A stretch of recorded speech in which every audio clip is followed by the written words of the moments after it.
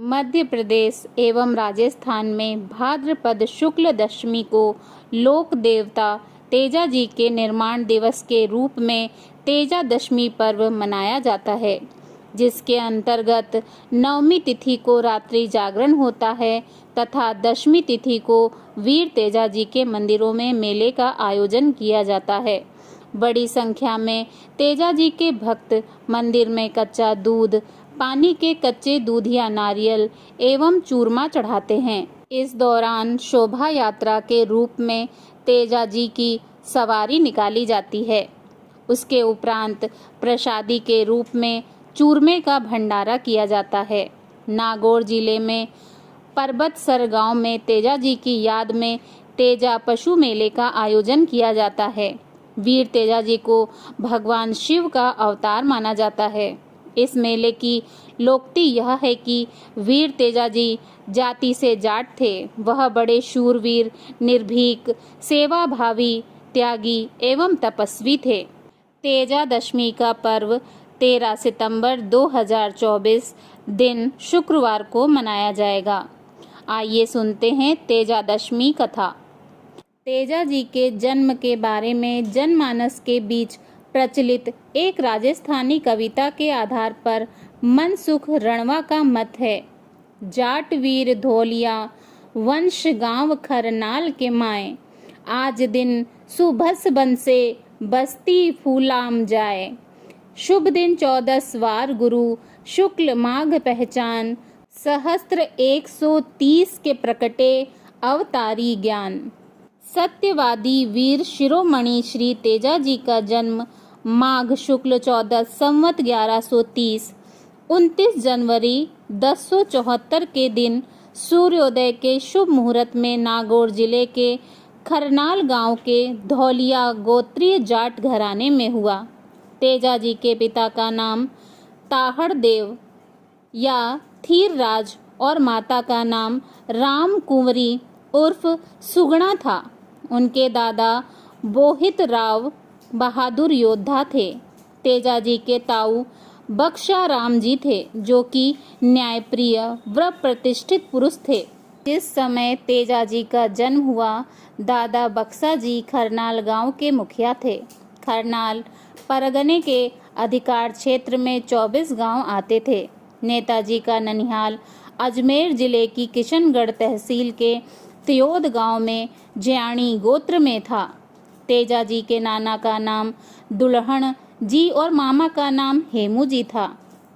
ताहड़ देव का विवाह त्योदा के मुखिया दुल्हन की पुत्री राम कुंवारी के साथ हुआ, परंतु शादी के 12 वर्षों पश्चात भी संतान सुख प्राप्त नहीं हुआ, तो बक्सा जी ने ताहड़ देव का दूसरा विवाह अठिया सन के मुखिया करणाजी फड़ोदा की पुत्री रामी देवी के साथ करवा दिया।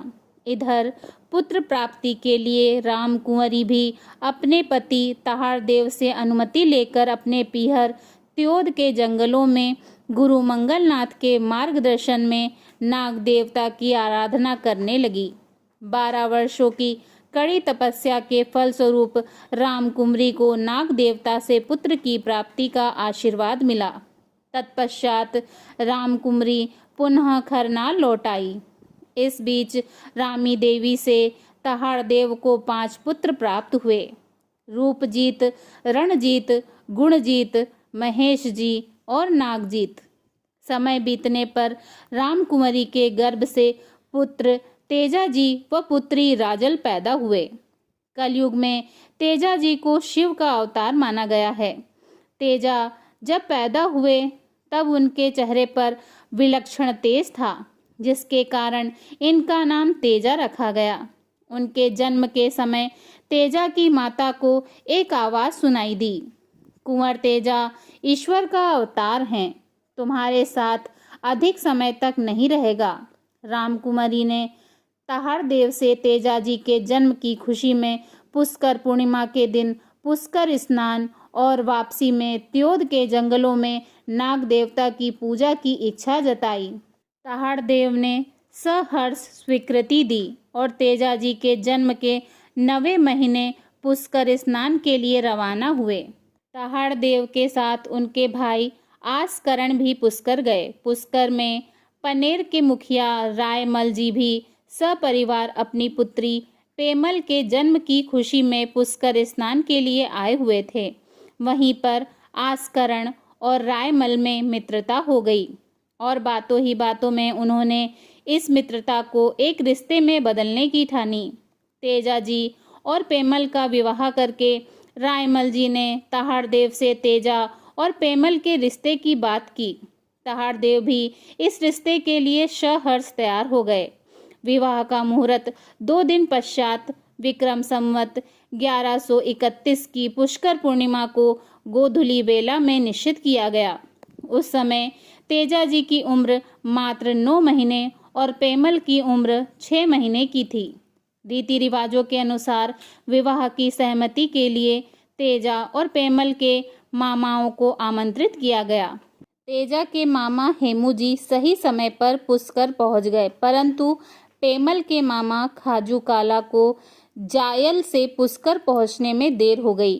खाजू काला जब पुष्कर पहुंचा, तेजा और पेमल के फेरे हो चुके थे और जब खाजू काला को पता चला कि उसकी भांजी का विवाह तहाड़देव के पुत्र तेजा के साथ संपन्न हुआ है, वह आग बबूला हो उठा। जायल के काला जाटों और धौलिया के जाटों के मध्य पीढ़ियों से पुरानी दुश्मनी थी।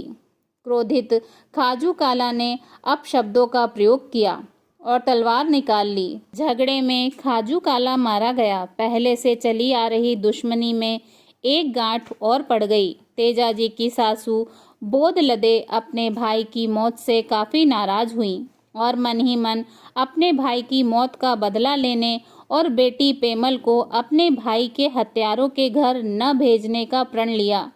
समय बीतता गया और बक्सा जी ने वृद्धावस्था को देखते हुए खरनाल का मुखिया पद पुत्र तहाड़देव को दे दिया। प्रतिदिन की तरह एक बार जब तेजा जी बकड़ों की छतरी में स्थापित शिवलिंग पर जल चढ़ाकर आ रहे थे, रास्ते में ठाकुर जी के मंदिर के बाहर भीड़ लगी देखी। नजदीक जाने पर पता चला कि पांचू मेघवाला नाम के बच्चे ने भूख से त्रस्त होकर ठाकुर जी के मंदिर में प्रवेश कर प्रसाद में से एक लड्डू उठा लिया था। इस बात से नाराज पुजारी उसकी पिटाई कर रहे थे। तेजा जी ने पुजारी के लात घूसों से पांचू को बचाया और सीने से लगाकर सांत्वना प्रदान की। पंडित जी ने गुस्से में बताया कि यह नीच जाति का लड़का है और इसने ठाकुर जी के मंदिर में प्रवेश करने और प्रसाद चोरी करने का अपराध किया है। तेजा जी ने पुजारी को समझाया कि छोटी जाति की सबरी भीलनी के जूठे बेर भी तो आपके ठाकुर जी ने स्वयं खाए थे और भगवान श्री कृष्ण भी तो गुजरियों से माखन चुराकर खाया करते थे। तेजा जी ने बताया कि ठाकुर जी का निवास अकेली प्रतिमा में ही नहीं है, बल्कि प्रत्येक प्राणी में है। बालक तो वैसे ही परमात्मा का स्वरूप होता है। उस दिन के पश्चात पांचू मेघवाल तेजा जी के सानिध्य में रहा। तहाड़देव का मित्र लखी बंजारा एक बार जब माल लाद कर खरनाल के रास्ते सिंध की ओर जा रहा था, तहाड़देव के आग्रह पर खरनाल में डेरा लगाया और तहाड़देव की मेजबानी का आनंद लेने लगा। उस दिन लखा के डेरे में एक गर्भवती घोड़ी ने एक सफेद रंग की बछिया को जन्म दिया। बछिया के जन्म लेते ही उसकी मां मर गई। लाखा ने नवजात बछिया को उपहार स्वरूप बालक तेजा को दे दी। तेजा जी ने उस बछिया की सेवा शुश्रूषा की, उसे गाय का दूध पिलाकर बड़ा किया। तेजा जी ने उसका नाम लीलन रखा। लीलन तेजा जी की प्रिय सखी बन गई। समय अपनी गति से आगे बढ़ता जा रहा था। तेजा जी ने अपने भाइयों के साथ पिता तहाड़देव और दादा बक्सा जी से मल्ल युद्ध और भाला चलाना सीखा। काका आसकरण ने तेजा को तलवार चलाना सिखाया। इसी बीच लुटेरों ने खेतों को देखने गए तहाड़देव और आसकरण पर धोखे से हमला किया और उनकी हत्या कर दी। पंचों ने पुनः बक्सा जी को खरनाल के मुखिया पद पर बैठाया। 9 वर्ष की उम्र में तेजा जी कुछ वर्षों के लिए अपने ननिहाल त्योद चले गए और वहीं पर गुरु मंगलनाथ से शिक्षा लेने लगे। त्योद में मामा हेमू जी से धनुर्विद्या और तलवारबाजी सीखना जारी रखा। 16 वर्ष के होने पर तेजा जी खरनाल वापस लौटे। उस समय खरनाल चोरों और लुटेरों के चौतरफा हमले झेल रहा था। तेजा जी ने आते ही खरनाल को चोर गिरोह के आतंक से मुक्ति दिलाई। तेजा जी के जन्म के समय पुत्र रत्न की प्राप्ति पर दान पुण्य का रिवाज था। इसी उद्देश्य से जनपद के गणपति तोहर देव अनाज, वस्त्र और मोहरे लेकर पुष्कर सरोवर पर स्नान करने गए। वहां पर इसी उद्देश्य से पनेर के गणपति रायमल जी झांझर आए हुए थे। उनके साथ राजकुमारी पेमल भी थी। प्राचीन काल में बाल विवाह प्रतिष्ठा का सूचक था, अतः कुंवर तेजपाल का विवाह पीले पोतड़ों में विश्व के एकमात्र ब्रह्मा जी के मंदिर की साक्षी में पुष्कर घाट पर बचपन में पनेर के गणपति रायमल जी झांझर की पुत्री पेमल दे के साथ संपन्न हुआ। किंतु शादी के कुछ ही समय बाद उनके पिता और पेमल के मामा में कहा सुनी हो गई और तलवार चल गई, जिसमें पेमल के मामा की मौत हो गई। इसी कारण उनके विवाह की बात को उन्हें बताया नहीं गया था। बचपन में ही तेजा जी के साहसिक कारनामों से लोग आश्चर्यचकित रह जाते थे। कुंवर तेजपाल बड़े हुए, उनके चेहरे की आभा चमकने लगी। वे राजकाज से दूर रहते थे, वे गौ सेवा में लीन रहते थे। उन्होंने कृषकों को कृषि की नई विधियां बताईं। पहले जो बीज उछालकर खेत जोता जाता था, उस बीज को जमीन में हल द्वारा उड़कर बोना सिखाया। फसल को कतार में बोना सिखाया। इसलिए कुंवर तेजपाल को कृषि वैज्ञानिक कहा जाता है। गौ सेवा व खेतों में हल जोतने में विशेष रुचि रखते थे। तेजा जी ने 11वीं सदी में गायों की डाकुओं से रक्षा करने में कई बार अपने प्राण दांव पर लगा दिए थे। तेजा जी सत्यवादी और दिए हुए वचन पर अटल रहते थे। उन्होंने अपने आत्म बलिदान तथा सदाचारी जीवन से अमृतत्व प्राप्त किया था। उन्होंने अपने धार्मिक विचारों से जनसाधारण को सद्मार्ग पर चलने के लिए प्रेरित किया और जनसेवा के कारण निष्ठा अर्जित की। जात पात की बुराइयों पर रोक लगाई, शूद्रों को मंदिरों में प्रवेश दिलाया, पुरोहितों के आडंबरों का विरोध किया। इसीलिए तेजा जी के मंदिरों में निम्न वर्गों के लोग पुजारी का काम करते हैं। समाज सुधार का इतना पुराना कोई और उदाहरण नहीं है। उन्होंने जनसाधारण के हृदय में हिंदू धर्म के प्रति लुप्त विश्वास को पुनः जागृत किया। इस प्रकार तेजा जी ने अपने सद्कार्यों से जनसाधारण में नव चेतना जागृत की। वीर तेजा जी की राजस्थान के इतिहास में वीरता की बहुत कहानियां हैं। उन्होंने लोगों के लिए कई बार अपने जीवन और परिवार को खतरे में डाल दिया। वीर तेजा जी राजस्थान के इतिहास में मशहूर लोगों में से एक हैं। वीर तेजा जी की कथा का मुख्य पड़ाव। तेजा जी का हल सोतिया ज्येष्ठ मास लग चुका है। ज्येष्ठ मास में ही ऋतु की प्रथम वर्षा हो चुकी है। ज्येष्ठ मास की वर्षा अत्यंत शुभ है। गांव के मुखिया को हल सोतिया करके बुआई की शुरुआत करनी है। मुखिया मौजूद नहीं है, उनका बड़ा पुत्र भी गांव में नहीं है। उस काल में परंपरा थी कि वर्षात होने पर कबीले के गणपति सर्वप्रथम खेत में हल जोतने की शुरुआत करता था। तत्पश्चात किसान हल जोतते थे। मुखिया की पत्नी अपने छोटे पुत्र को, जिसका नाम तेजा है, खेतों में जाकर हल सोतिया का शगुन करने के लिए कहती है। तेजा माँ की आज्ञानुसार खेतों में पहुंचकर हल चलाने लगा है। दिन चढ़ाया है। तेजा को जोरों से भूख लग गई है। उसकी भाभी उसके लिए छाक यानी भोजन लेकर आएगी, मगर कब, कितनी देर लगाएगी? सचमुच भाभी बड़ी देर लगाने के बाद छाक लेकर पहुंची। तेजा का गुस्सा 7वें आसमान पर है।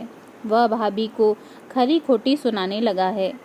तेजा जी ने कहा कि बैल रात से ही भूखे हैं, मैंने भी कुछ नहीं खाया है।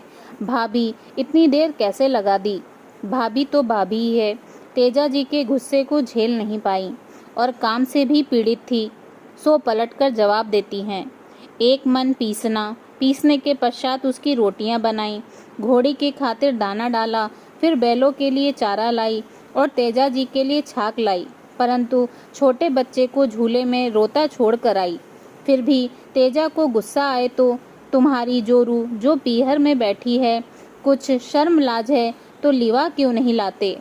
तेजा को भाभी की बात तीर सी लगती है। वह रास पिरानी फेंकते हैं और ससुराल जाने की कसम खाते हैं। वह तत्क्षण अपनी पत्नी पेमल को लिवाने अपनी ससुराल जाने को तैयार होता है।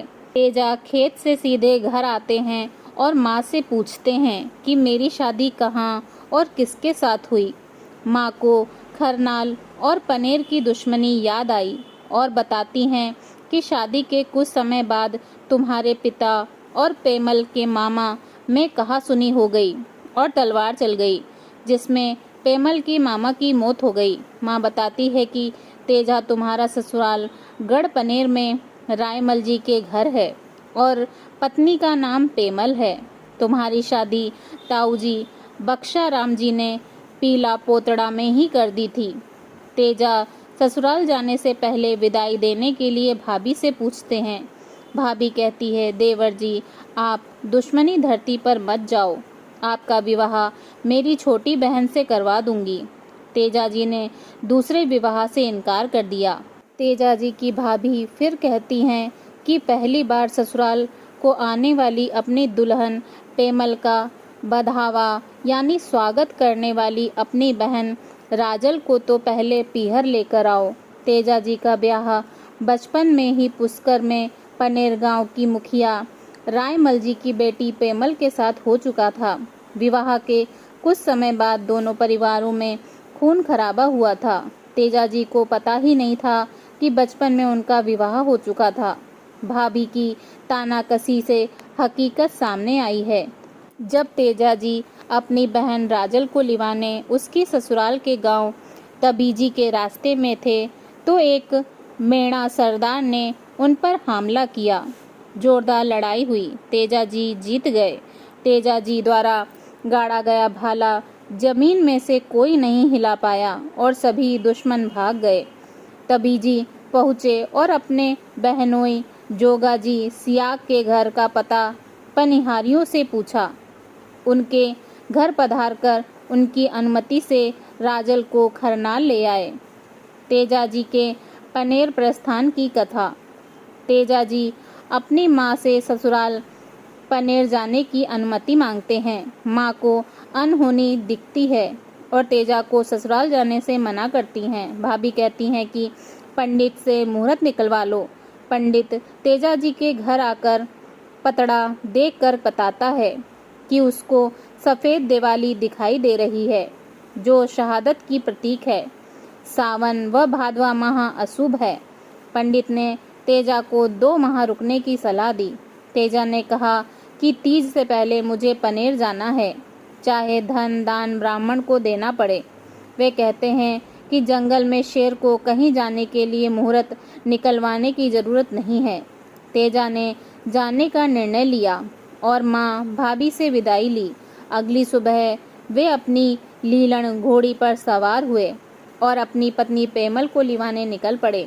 जोग संयोग के मुताबिक तेजा जी को लकड़ियों से भरा गाड़ा मिला। कुंवारी कन्या रोती मिली। छाड़ा चुगती लुगाइयों ने छींक मारी। बिलाई रास्ता काट गई। कोचरी दाहिने बोली। मोर कुलारने लगे। तेजा अंधविश्वासी नहीं थे, सो चलते रहे। बरसात का मौसम था। कितने ही उफान खाते नदी नाले पार किए। सायंकाल होते होते बरसात ने जोर पकड़ लिया। रास्ते में बंसा नदी उफान पर थी। जो ही उतार हुआ, तेजा जी ने लीलन को नदी पार करने को कहा, जो तैरकर दूसरे किनारे लग गई। तेजा जी 12 कोस अर्थात 36 किलोमीटर का चक्कर लगाकर अपनी ससुराल पनेर आ पहुँचे। तेजाजी पनेर पहुँचे तब शाम का समय था। पनेरगढ़ के दरवाजे बंद हो चुके थे। तेजाजी जब पनेर के कांकड़ पहुँचे तो एक सुंदर सा बाग दिखाई दिया। तेजाजी भीगे हुए थे। बाग के दरवाजे पर माली से दरवाज़ा खोलने का निवेदन किया। माली ने कहा, बाग की चाबी पेमल के पास है, मैं अनुमति के बिना दरवाज़ा नहीं खोल सकता। कुंवर तेजा ने माली को कुछ रुपए दिए तो झट ताला खोल दिया। रात भर तेजा जी ने बाग में विश्राम किया और लीलन ने बाग में घूम घूम कर पेड़ पौधों को तोड़ डाला। बाग के माली ने पेमल को परदेशी के बारे में और घोड़ी द्वारा किए गए नुकसान के बारे में बताया। पेमल की भाभी बाग में आकर पूछती है कि परदेसी कौन है, कहाँ से आया है और कहाँ जाएगा। तेजाजी ने परिचय दिया कि वह खरनाल का जाट है और रायमल जी के घर जाना है। पेमल की भाभी माफ़ी मांगती हैं और बताती हैं कि वह उनकी छोटी सालेली है। सालेली अर्थात साले की पत्नी। सालेली ने पनेर पहुंचकर पेमल को खबर दी। तेजाजी पनेर पहुँचे। पनिहारियाँ सुंदर घोड़ी पर सुंदर जवाई को देखकर हर्षित होती हैं। तेजाजी ने रायमल जी का घर पूछा। सूर्यास्त होने वाला था। उनकी सास गायें दूह रही थी। तेजाजी का घोड़ा उनको लेकर धड़धड़ाते हुए पिरोल में आ घुसा। सास ने उन्हें पहचाना नहीं। वह अपनी गायों के डर जाने से उन पर इतना क्रोधित हुई कि सीधा श्राप ही दे डाला, जा तुझे काला सांप खाए। तेजाजी उसके श्राप से इतने क्षुब्ध हुए कि बिना पेमल को साथ ही लिए लौट पड़े। तेजाजी ने कहा, यह नुगरों की धरती है, यहाँ एक पल भी रहना पाप है। अपने पति को वापस मुड़ते देख पेमल को झटका लगा। पेमल ने पिता और भाइयों से इशारा किया कि वे तेजाजी को रोके। ससुर और साले तेजाजी को रोकते हैं पर वे मानते नहीं। वे घर से बाहर निकल आते हैं। पेमल की सहेली लाछा गुजरी का घर रूपनगढ़ से लगभग 2 किलोमीटर पर था। लाछा गुजरी ने पेमल को तेजाजी से मिलवाने का यत्न किया। वह ऊँटनी पर सवार हुई और रास्ते में मेणा सरदारों से लड़ती जूझती तेजाजी तक जा पहुंची। उन्हें पेमल का संदेश दिया, अगर वो उसे छोड़ कर गए तो वह जहर खाकर मर जाएगी। उसके माँ बाप उसकी शादी किसी और के साथ तय कर चुके हैं। लाछा बताती है, पेमल तो मरने ही वाली थी, वही उसे तेजाजी से मिलवाने का वचन देकर रोक आई है। लाछन तेजाजी को वापस ले आती है, परंतु उसके समझाने पर भी तेजाजी पर कोई असर नहीं होता। पेमल अपनी माँ को खरी खोटी सुनाती है। पेमल कलपती हुई आकर लीलन के सामने खड़ी हो गई। पेमल ने कहा, आपके इंतजार में मैंने इतने वर्ष निकाले। मेरे साथ घर वालों ने कैसा बर्ताव किया यह मैं ही जानती हूँ। आज आप चले गए तो मेरा क्या होगा? मुझे भी अपने साथ ले चलो, मैं आपके चरणों में अपना जीवन न्यौछावर कर दूंगी। पेमल की व्यथा देखकर तेजाजी पोल में रुके। सभी ने पेमल के पति को सराहा। शाम के समय सालों के साथ तेजाजी ने भोजन किया। देर रात तक औरतों ने जवाई गीत गाए। पेमल की खुशी का कोई ठिकाना नहीं था। तेजाजी पेमल से मिले। अत्यंत रूपवती थी पेमल। दोनों बतरस में डूबे थे कि लाछा की आहट सुनाई दी। लाछा गुजरी ने तेजाजी से गुहार लगाई कि मेर के मेणा डाकू उसकी गायों को चुरा कर ले गए हैं। अब उनके सिवाय उसका कोई मददगार नहीं। आप मेरी सहायता कर अपने क्षत्रिय धर्म की रक्षा करो, अन्यथा गायों के बछड़े भूखे मर जाएंगे। तेजाजी ने कहा, राजा व भूमिया को शिकायत करो। लाछन ने कहा, राजा कहीं गए हुए हैं और भूमिया से दुश्मनी है। पनेर में एक भी मर्द नहीं जो लड़ाई के लिए चढ़ाई करे। तेजाजी ने कहा कि तुम्हारी गाय मैं लाऊंगा। तेजाजी फिर अपनी लीलन घोड़ी पर सवार हुए। पांचों हथियार साथ लिए। पेमल ने घोड़ी की लगाम पकड़कर कहा कि मैं साथ चलूंगी, लड़ाई में घोड़ी थाम लूंगी। तेजा ने कहा, पेमल जिद मत करो, मैं क्षत्रिय धर्म का पालक हूँ, मैं अकेला ही मेणा डाकुओं को हराकर गाय वापस ले आऊंगा। तेजा जी के आदेश के सामने पेमल चुप हो गई। पेमल अंदर ही अंदर कांप भी रही थी। वह बुदबुदाने लगी, डूगर पर डांडी नहीं, मेहा अंधेरी रात, पग पग कालो नाग, मती सिधार्यो नाथ। अर्थात पहाड़ों पर रास्ता नहीं है, वर्षात की अंधेरी रात है और पग पग पर काला नाग दुश्मन है। ऐसी स्थिति में मत जाओ। तेजा जी धर्म के पक्के थे, सो पेमल की बात नहीं मानी और पेमल से विदाई के लिए कहा। पेमल ने तेजा जी को भाला सौंपकर विदा किया। वहां से तेजा जी ने भाला, धनुष, तीर लेकर लीलन पर चढ़ उन्होंने चोरों का पीछा किया। वर्तमान सुरसुरा नामक स्थान पर उस समय घना जंगल था। रास्ते में वे जब चोरों का पीछा कर रहे थे, उसी दौरान उन्हें एक काला नाग आग से घिरा नजर आया। उन्होंने नाग को भाले द्वारा आग से बाहर निकाला। जो इच्छाधारी नाग बालू उर्फ बासक नाग था। बासक नाग जोड़े से बिछुड़ जाने के कारण अत्यधिक क्रोधित हुआ। बास नाग ने उन्हें शाबाशी देने के बजाय यह कहा, मैं तुझे डसूंगा। तेजा जी ने कहा, मरते, डूबते व जलते को बचाना मानव का धर्म है। मैंने तुम्हारा जीवन बचाया है, कोई बुरा काम नहीं किया। भलाई का बदला बुराई से क्यों लेना चाहते हो? नागराज को कहा, लीलन के पैरों से दूर खिसक जाओ, वरना कुचले जाओगे। नागराज ने फुकार कर दोष दिया कि वे उसकी नाग की योनि से मुक्ति में बाधा बने। बासन नाग ने कहा, मुझे मरने से बचाने पर तुम्हें क्या मिला? मैं जोड़े से बिछुड़ गया तथा बूढ़ा व असहाय हो गया था। मेरा बुढ़ापा बड़ा दुखदायी होगा। मेरी मुक्ति के लिए मैं जल जाना चाहता था। सुरा, तूने मेरी जिंदगी बेकार कर दी। मुझे आग में जलने से रोककर तुमने अनर्थ किया है। मैं तुझे डसूंगा, तभी मुझे मोक्ष मिलेगा। तेजा जी ने प्रायश्चित स्वरूप नागराज की बात मान ली और उन्होंने नागराज को वचन दिया कि लाछा गुजरी की गायें चोरों से छुड़ाकर उसके सुपुर्द करने के बाद नागराज के पास लौट आएंगे। पर नागराज को विश्वास नहीं होता है। तब तेजा जी ने विश्वास दिलाया कि मैं धर्म से बंधा हूँ। सूरज, चांद व सूखे खेजड़े की साख भरकर वचन देते हैं कि मैं हर हाल में वापस लौटूंगा। मेरा वचन पूरा नहीं करूं तो समझना मैंने मेरी माँ का दूध ही नहीं पिया। वीर तेजा जी वापस लौट आने का वचन देकर सुरसुरा की घाटी में पहुँचते हैं। सुरसुरा से 15-16 किलोमीटर दूर मंदावारिया की पहाड़ियों में डाकू दिखाई दिए। तेजा जी ने डाकुओं को ललकारा। वहां डाकुओं के साथ भयंकर संघर्ष होता है। तेजा जी ने बाणों से हमला किया। कुछ डाकू ढेर हो गए, कुछ भाग गए और कुछ डाकुओं ने आत्मसमर्पण कर दिया। तेजा का पूरा शरीर घायल हो गया और तेजा सारी गायों को लेकर पनेर पहुंचे और लाछा गुजरी को सौंप दिया।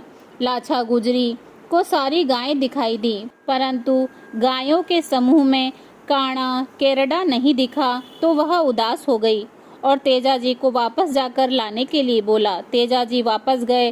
पहाड़ी में छुपे मेड़ा डाकुओं पर हमला बोल दिया। वह बछड़े को ले आए। इस लड़ाई में तेजा जी का शरीर छलनी हो गया। बताते हैं कि लड़ाई में 150 डाकू मारे गए, जिनकी देवली मंदावरिया की पहाड़ी में बनी है। सब डाकुओं को मारकर तेजा जी विजयी होकर वापस पनेर आए। तेजा जी लाछन गुजरी को काणा केरडा सौंप कर वचनबद्धता के अनुसार लीलन घोड़ी से बोले कि तुम वापस उसी जगह चलो जहां मैं वचन देकर आया हूं। तेजा जी सीधे बासक नाग के इंतजार स्थल पर आते हैं। बासक नाग से बोलते हैं कि मैं मेरा वचन पूरा करने आया हूँ, तुम अब अपना वचन पूरा करो। नागराज का हृदय कांप उठा। नागराज ने कहा, तेजा, नाग कुंवारी जगह बिना नहीं डसता। तुम बुरी तरह लहूलुहान हो, तुम्हारे रोम रोम से खून टपक रहा है, मैं कहाँ डसूं? तेजाजी ने कहा, अपने वचन को पूरा करो। मेरे हाथ की हथेली व जीभ कुंवारी है, मुझे डस लो। नागराज ने कहा, तेजा, तुम शूरवीर हो, मैं तुम्हारी ईमानदारी और बहादुरी पर प्रसन्न हूँ। मैंने पीढ़ी पीढ़ी का बैर चुकता कर लिया, अब तुम जाओ। धन्य है तेजा, तुम्हारे माता पिता धन्य हैं। तुम्हारी शूरवीरता और प्राण आज कालिया हार गया और धौलिया जीत गया। मैं तुम्हें जीवन दान देता हूँ। मैं प्रसन्न होकर तुम्हें वरदान देता हूँ कि तुम अपने कुल के एकमात्र देवता कहलाओगे, कुल के देवता के रूप में पूजे जाओगे। आज के बाद काला सर्प का काटा हुआ कोई व्यक्ति यदि तुम्हारे नाम की ताती बांध लेगा तो उसका पान उतर जाएगा। किसान खेत में हलोतिया करने से पहले तुम्हारे नाम की पूजा करेगा और तुम कलयुग के अवतारी देवता माने जाओगे। यही मेरा अमर आशीष है। तेजाजी ने कहा, मैं अपने वचन पर अटल हूँ, तुम अपने वचन को पूरा करो। नाग को उनके छत विछत शरीर पर दंश रखने भर को जगह भी नहीं नजर आई और अंततः तेजाजी ने अपनी जीभ पर सर्पदंश झेलकर अपने वचन की रक्षा की। तेजाजी ने नजदीक ही ऊंट चराते रहबारी आंसू देवासी को बुलाया और कहा, भाई आंसू देवासी, मुसीबत में काम आने वाला ही घर का होता है। तू मेरा एक काम पूरा करना। मेरी यह लीला समाप्त होने वाली है। मेरा रुमाल व ये समाचार रायल मलजी मेहता के घर ले जाना और मेरे सास ससुर को पांव धोक कहना। पेमल को मेरे प्यार का रुमाल देना। सारे गांव वालों को मेरा राम राम कहना और जो कुछ यहाँ देख रहे हो पेमल को बता देना और कहना कि तेजाजी कुछ पल के मेहमान है। लीलन घोड़ी की आंखों में आंसू टपकते देख तेजाजी ने कहा, लीलन, तू धन्य है। आज तक तूने सुख दुख में मेरा साथ निभाया। मैं आज हमेशा हमेशा के लिए तुम्हारा साथ छोड़ रहा हूँ। तू खरनाल जाकर मेरे परिवारजनों को आंखों से समझा देना। आंसू देवासी सीधे पनेर में रायमल जी के घर गया और पेमल को कहा, राम बुरी करे पेमल, तुम्हारा सूरज छिप गया। तेजाजी बलिदान को प्राप्त हुए। मैं उनका मेमद मोलिया लेकर आया हूँ। तेजाजी के बलिदान का समाचार सुनकर पेमल की आंखों के आगे अंधेरा छा गया। उसने माँ से 7 का नारियल मांगा, 16 श्रृंगार किए, परिवारजनों से विदाई ली और सुरसुरा जाकर तेजाजी के साथ सती हो गई। पेमल जब चिता पर बैठी तब लीलन घोड़ी को संदेश देती है कि सत्य समाचार खरनाल जाकर सबको बता देना। कहते हैं कि अग्नि स्वतः ही प्रज्वलित हो गई और पेमल सती हो गई। लोगों ने पूछा कि सती माता तुम्हारी पूजा कब करें? तो पेमल ने बताया कि भादवा सुदी नवमी की रात्रि को तेजाजी धाम पर जागरण करना और 10वीं को तेजाजी के धाम पर उनकी देवली को धोक लगाना, कच्चे दूध का भोग लगाना। इससे मनपसंद कार्य पूर्ण होंगे। यह मेरी अमर आशीष है। लीलन घोड़ी सती माता के हवाले अपने मालिक को छोड़ अंतिम दर्शन पाकर सीधी खरनाल की तरफ रवाना हुई। पर्वतसर के खारिया तालाब पर कुछ देर रुकी और वहां से खरनाल पहुंची। खरनाल गांव में लीलन खाली पीठ पहुंची तो तेजाजी की भाभी को अनहोनी की शंका हुई। लीलन की शकल देख पता लग गया कि तेजाजी संसार छोड़ चुके हैं। तेजाजी की बहन राजल बेहोश होकर गिर पड़ी, फिर खड़ी हुई और माता पिता भाई भौजाई से अनुमति लेकर माँ से 7 का नारियल लिया और खरनाल के पास पूर्वी जोहड़ में चिता चिनवाकर भाई की मौत पर सती हो गई। भाई के पीछे सती होने का यह अनूठा उदाहरण है। राजलबाई को बाघलबाई भी कहते हैं। राजलबाई का मंदिर खरनाल में गांव की पूर्वी जोहड़ में है, जिसे बांगुरी माता का मंदिर कहते हैं। तेजाजी की प्रिय घोड़ी लीलन भी दुख नहीं झेल सकी और अपना शरीर छोड़ दिया। लीलन घोड़ी का मंदिर आज भी खरनाल के तालाब के किनारे पर बना है। वीर तेजाजी लोक देवता, कृषि कार्यों के उपकारक देवता, प्रणवीर, युद्धवीर, सत्यवीर, परमार्थी और वीर शिरोमणि थे। बोलिए तेजाजी महाराज की जय।